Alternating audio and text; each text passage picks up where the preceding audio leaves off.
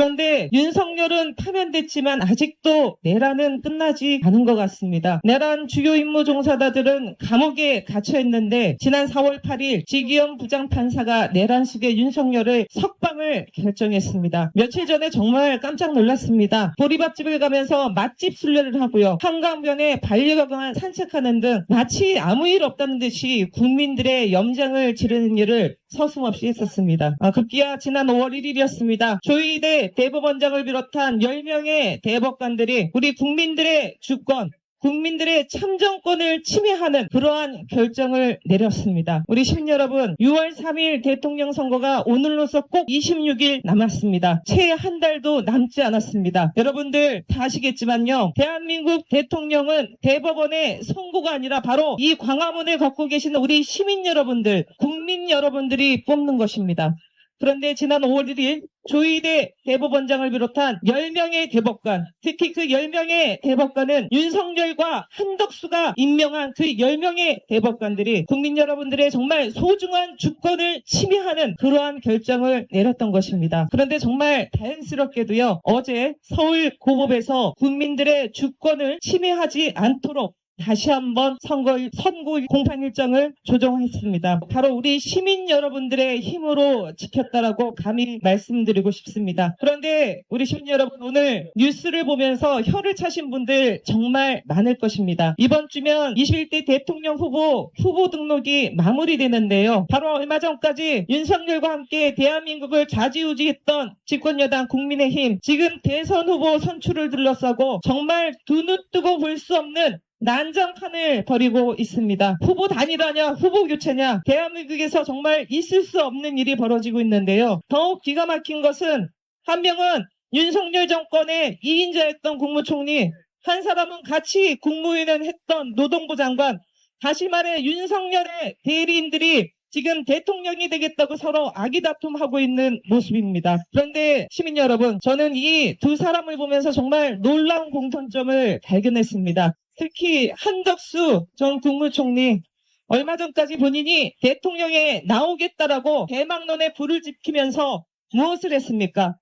대한민국에 막대한 국익이 걸려있는 미국과의 관세 통상 협상을 본인의 대권 출마에 불쏘시개로 사용하지 않았습니까? 이건 단순히 의혹이 아니라 이미 미국의 재무부 장관이 그 사실을 브리핑을 통해서 밝힌 바가 있습니다. 그런데 정말 내란에 대해 일말의 다가와 책임은 지지 않고 버젓이 대통령이 나왔다고 하는 거 정말 벼룩만도 못하다는 생각이 듭니다. 김문수 후보 두말하면 잔소리인 것 같습니다. 특히 일제강점기 시대에 대한민국 국민의 국적이 일본이었다라는 정말 대한민국의 역사관을 비트는 이런 말도 안 되는 얘기를 버젓이 하는 당사자가 지금 대한민국 대통령이 되겠다고 나와 있습니다. 두 가지 말씀드리고 싶습니다. 저는 역사는 미래를 내다보는 거울이라는 생각이 듭니다. 특히 한덕수 후보 얼마 전에 그런 얘기를 했습니다. 5.18 민주묘지를 가면서 시민들의 제지로 막혔는데요. 그때 저도 호남 사람이다 이런 얘기를 했었습니다. 근데 익히 언론에 많이 나와 있지만 한덕수 후보 정권이 바뀔 때마다 고향을 바꾼 말 그대로 고향 세탁 전문가입니다. 그리고 바로 다음날 했던 얘기가 5.18 광주 민주화 운동을 광주 사태라고 얘기를 했습니다. 이 광주 사태라고 표현하는 것은요, 전두환 정권 시절에 5.18 민주항쟁에 대해서 폄훼하고 왜곡시키기 위해서 폭동으로 지칭했을 때 사용했던 말 그대로 독재의 언어, 독재의 잔재입니다. 입에 붙지 않으면 이런 말을 내뱉을 수 없는데 한덕수 후보 버젓이 이런 얘기를 얘기하고서 말실수였다 이런 식으로 덮어버리고 있습니다. 호남 사람이라고 얘기하면서 어떻게 광주 사태라는 전두환식의 표현을 쓸 수 있습니까? 이런 자에게 대한민국을 맡기는 것은요, 윤석열 정부를 다시 한번 재신임하는 거나 마찬가지라고 생각합니다. 대한민국의 말 그대로 역사를 퇴행시키려고 하는 자들이 바로 한덕수, 김문수 두 사람이라고 저는 말씀드리고 싶습니다.